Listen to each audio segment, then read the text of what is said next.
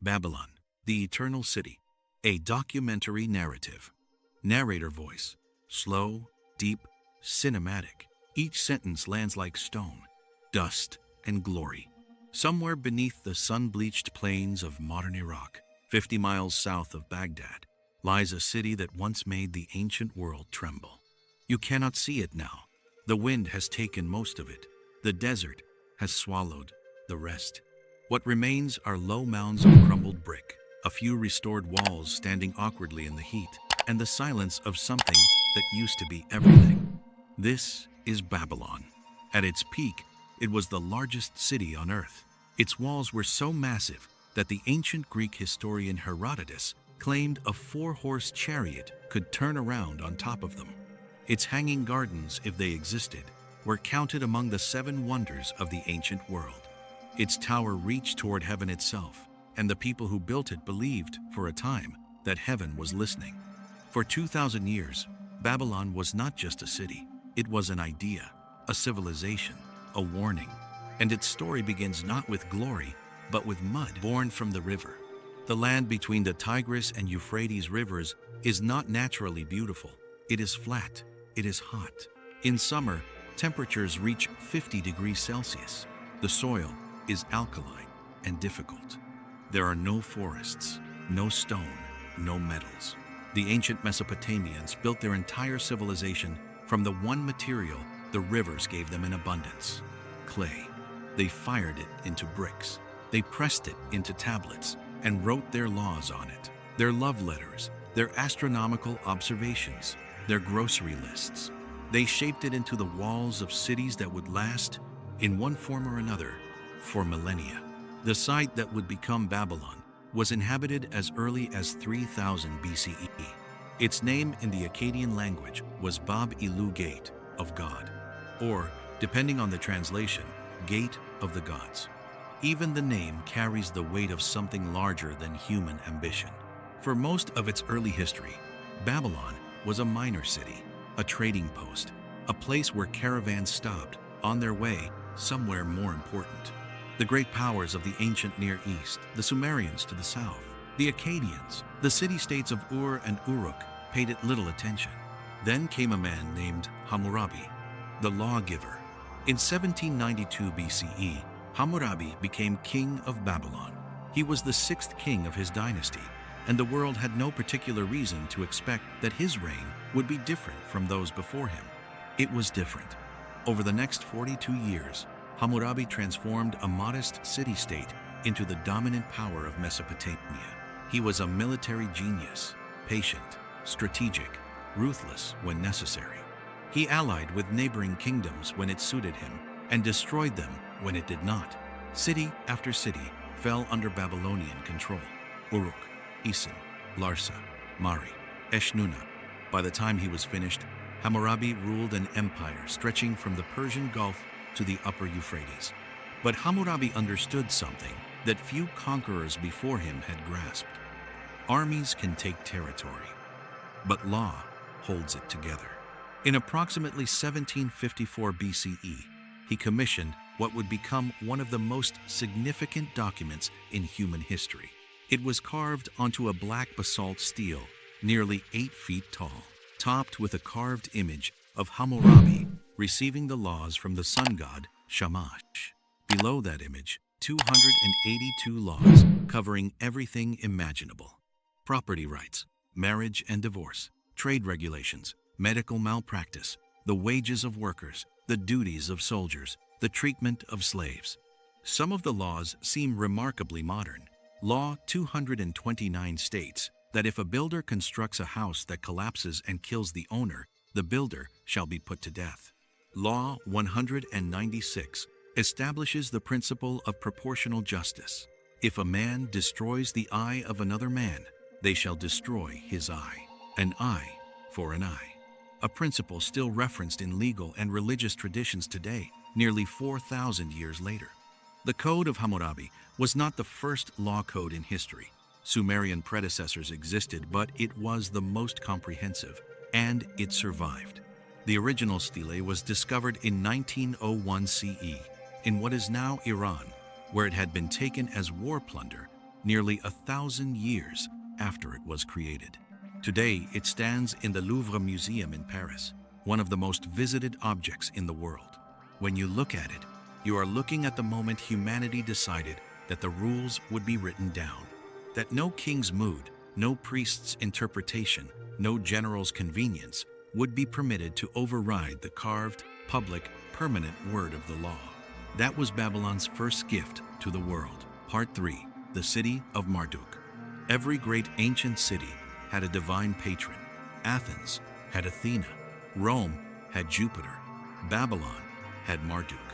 He was not always supreme. In the early Mesopotamian pantheon, Marduk was a relatively minor deity, a god of water, vegetation, and magic. But as Babylon's political power grew, so did Marduk's divine status. By the time of Hammurabi's reign, Marduk had been elevated to the head of the Babylonian pantheon, absorbing the powers and titles of older gods. The Babylonian creation epic, the Enuma Elish, composed sometime in the 2nd millennium BCE, tells the story of how Marduk became supreme god of the cosmos. It is a story of primordial chaos, divine warfare, and cosmic order imposed through violence. In the beginning, the text tells us, there was only the mingling of Apsu, the freshwater deep, and Tiamat, the salt ocean. From their union came the first gods. But the young gods made too much noise and disturbed the primordial pair. Apsu decided to destroy them. He was killed first. Tiamat, enraged, prepared for cosmic war. The other gods were terrified. None of them could face Tiamat, except one. Marduk agreed to fight, but only if he was made supreme ruler of the gods in return. They agreed. The battle was epic. Marduk trapped Tiamat in a net, drove an evil wind into her open mouth, and split her body in two. From her upper half, he formed the sky. From her lower half, the earth. From her eyes, the Tigris and Euphrates rivers flowed. He then killed Tiamat's general Kingu, and from his blood mixed with clay, created human beings to serve the gods. This is the Babylonian answer to the question, why do humans exist? Not because we are special, not because we are loved, but because the gods needed servants and used the blood of a defeated enemy to make us. There is a brutal honesty in that answer that other creation myths tend to avoid. The great temple of Marduk in Babylon was called the Esagila, the house that raises its head. It was one of the most magnificent religious structures of the ancient world. Ancient texts describe it as clad in gold and lapis lazuli, its interior scented with cedar and burning offerings, its treasury filled with divine gifts from conquering kings across the region. Beside the Esagila rose the great ziggurat, Etemenanki, the house that is the foundation of heaven and earth. 7 tiers of fired brick, each tier slightly smaller than the one below, rising to a height estimated at 90 meters, as tall as a modern 30-story building. At its summit, a shrine to Marduk, where, it was believed, the god descended to earth to meet with his chosen ones. Many scholars believe that Etemenanki is the historical basis for the Tower of Babel described in the book of Genesis. The biblical text describes a city in the plain of Shinar, ancient Babylonia, where people built a tower to reach heaven, and where God, disturbed by human ambition, confused their languages and scattered them across the earth. Whether one reads it as history, mythology, or metaphor, the image endures.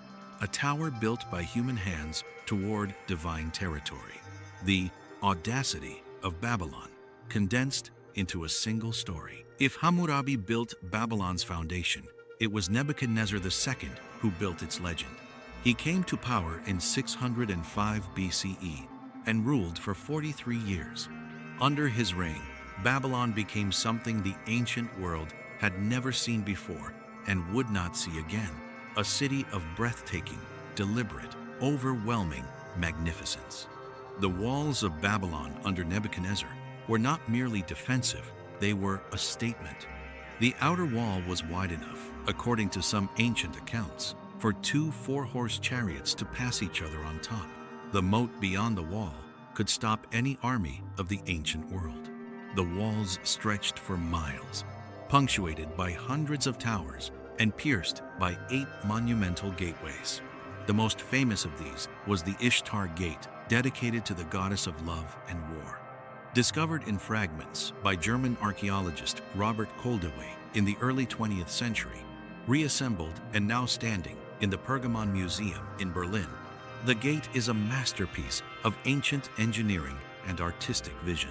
It stands 15 meters high, its surface covered entirely in glazed bricks of deep lapis lazuli blue. Against that blue, arranged in alternating rows, march dragons and bulls in yellow and brown relief the symbols of Marduk and Adad, the storm god. Nearly 600 animals parade across the gate's surface, each one individually modeled, each one frozen in the exact moment of proud, powerful movement. Beyond the Ishtar Gate ran the processional way, a broad ceremonial avenue paved with large limestone slabs, its walls lined with roaring lions in glazed brick, leading to the Esagila temple complex. During the Great New Year festival, the statue of Marduk was carried along this avenue in procession, surrounded by priests, musicians, and the king himself, the living bridge between human and divine. Nebuchadnezzar also built the southern palace, a complex of 5 courtyards, each larger than the last, filled with throne rooms, ceremonial halls, administrative quarters, and the private apartments of the king. Its walls were decorated with glazed brick reliefs of extraordinary quality. In one of the basement rooms, excavators found a curious structure, a series of unusual vaulted chambers with no obvious purpose. Some have theorized these may be the substructure of the legendary Hanging Gardens of Babylon, one of the 7 wonders of the ancient world. The Hanging Gardens, a series of terraced gardens rising like a green mountain above the flat Mesopotamian plain, irrigated by mechanical water-lifting systems, filled with trees and plants from every corner of the known world, visible from miles away. Ancient writers describe them in rapturous detail. They were said to have been built by Nebuchadnezzar for his wife Amytis, a princess from the mountainous region of Media who missed the green hills of her homeland and wept in the flat heat of Babylon. Whether the Hanging Gardens truly existed remains one of archaeology's unresolved questions. No definitive physical evidence has been found. Some scholars have suggested they were located not in Babylon at all, but in Nineveh. Others maintain they were purely legendary. But the image they conjure a king building a mountain of living green for a woman who was homesick is one of the most human stories to emerge from the ancient world. Nebuchadnezzar is also remembered for something darker, the destruction of Jerusalem. In 586 BCE, after the kingdom of Judah rebelled against Babylonian rule, Nebuchadnezzar's army sacked the city, burned Solomon's temple, and deported the Judean population to Babylon in what became known as the Babylonian captivity. It was one of the defining traumas of Jewish history. The Psalms preserve its grief with devastating simplicity. By the rivers of Babylon, there we sat and wept when we remembered Zion. Those exiles, sitting by the rivers of Babylon, looked at the greatest city in the world and saw it through the eyes of lost. They saw the towers and the temples and the ceremonies, and they wrote it all down, and their writing shaped the Hebrew Bible, and through it, 2 of the world's 3 great monotheistic religions. Babylon shaped Judaism in exile. Judaism shaped Christianity. Christianity shaped Islam. A thread runs from those Judean captives sitting by the Euphrates to billions of people alive today who have never heard of Nebuchadnezzar and never thought of Babylon except as a vague synonym for decadence and sin. Part 5. The Fall. Empires, like people, have a lifespan. In 539 BCE, the Persian king Cyrus the Great marched his army toward Babylon. What happened next remains one of the most debated moments in ancient history. According to Persian accounts and the biblical book of Daniel, the city fell without a battle. The Persians diverted the Euphrates River, walked along the dry riverbed under the city walls, and entered Babylon while its citizens were at a festival, unaware that their world was ending. According to other accounts, there was resistance, there was fighting, The truth, as usual, lives somewhere in the rubble, between competing narratives. What is certain is that Cyrus entered Babylon in October 539 BCE and presented himself not as a conqueror, but as a liberator. He did not destroy the temples. He did not enslave the population. He claimed to have been chosen by Marduk himself to restore the city's dignity after its last native king had offended the god. He also issued an edict freeing the peoples deported to Babylon by the Assyrian and Babylonian empires, including the Jews. The Cyrus cylinder, a small clay barrel inscribed with his proclamation, has been called the world's first declaration of human rights. The claim is contested by historians. It was as much political propaganda as humanitarian principle, but the effect was real. The Jewish exiles were permitted to return to Jerusalem. The Second Temple was eventually built. History turned on a clay cylinder. Babylon survived the Persian conquest. It survived Alexander the Great, who entered the city in 331 BCE and reportedly wept at the tomb of his hero Achilles, or perhaps at the sight of so much beauty he could never surpass. Alexander planned to make Babylon the capital of his empire. He died there in 323 BCE, aged 32, before he could begin. After Alexander, the city slowly declined. The Seleucid successors founded a new capital nearby. The population drifted away. The great irrigation canals that had made Mesopotamian civilization possible fell into disrepair. The salt content of the soil, always a problem in this region, increased as irrigation water evaporated, poisoning the agricultural land. By the 1st century CE, Babylon was largely abandoned. The bricks of its magnificent buildings were carried away to build other cities, a practice so common that ancient accounts specifically mention it. The great ziggurat Etemenanki was dismantled brick by brick over centuries. The Hanging Gardens, if they existed, rotted and fell. The Ishtar Gate was buried under centuries of accumulated debris. The city became a ruin. The ruin became a mound. The mound became a memory. Epilogue. What remains? In 1983, Saddam Hussein began a reconstruction project at the site of ancient Babylon. New bricks were laid over ancient foundations, each one stamped with the inscription, "In the era of the leader Saddam Hussein, protector of Iraq, who rebuilt civilization and rebuilt Babylon." The project was condemned by archaeologists worldwide. Modern bricks pressed into ancient structures caused irreversible damage. The site was further damaged during the 2003 invasion of Iraq, when military forces established a base within the ancient ruins, digging trenches and filling sandbags with archaeological material. What Nebuchadnezzar built in 40 years, history has been dismantling for 25 centuries. And yet Babylon endures, not in the bricks, but in everything the bricks once meant. Our 7-day week comes from Babylonian astronomy, our division of the hour into 60 minutes, and the circle into 360 degrees comes from Babylonian mathematics. The concept of written law, applied equally to all, traces a direct line from the stele of Hammurabi. The very story of Noah and the flood, central to Judaism, Christianity, and Islam, has its roots in Babylonian mythology, in the story of Utnapishtim, who survived the divine deluge and lived forever at the edge of the world. The word Babylon appears in the New Testament book of Revelation as a symbol of ultimate corruption and worldly sin. It appears in reggae music as a metaphor for oppressive systems. It appears in the names of businesses, sports teams, nightclubs, and neighborhoods from Lagos to Los Angeles. A city that ceased to exist 2,000 years ago still speaks. Stand in the ruins today, the low mounds, the crumbling walls, the single reconstructed gateway rising incongruously from the Iraqi plain. The sun is brutal. The wind carries dust and the faint smell of the river nearby. There are no crowds here, no pilgrims, no ceremony. Just the ground and what is under it, and the silence of something that once believed it had built the center of the world. Perhaps it had. Perhaps the center of the world is not a place at all. Perhaps it is an idea, the idea that humans can take mud and reed and the labor of their hands, and build something that outlasts their own brief lives by 10,000 years. Babylon built that, and the world has been living inside that idea ever since.